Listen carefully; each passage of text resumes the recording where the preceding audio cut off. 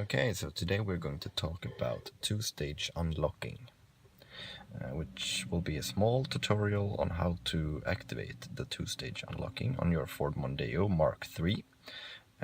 Basically, two-stage unlocking is when you unlock your car, you only unlock the driver's door. And by pressing the unlock button once again, you will unlock the whole car. So to activate this feature, make sure your car is unlocked, like this. Then on your key fob you will press both lock and unlock at the same time, like this. Okay, so you have your key.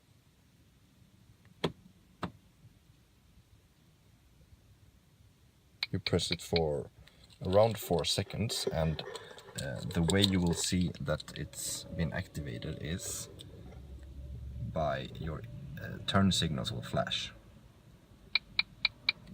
Like that. That means that the function has been activated. So basically, now when you unlock your car, okay, first we lock it, then when you unlock it, it will unlock the driver's door, but not the passenger door. And press the unlock again, it will unlock all the doors. And to deactivate this feature, just do the same again. Press both lock and unlock until you hear the turn signals click. There we go. And now the car will lock and unlock all the doors. Thanks for watching, and more tutorials to come.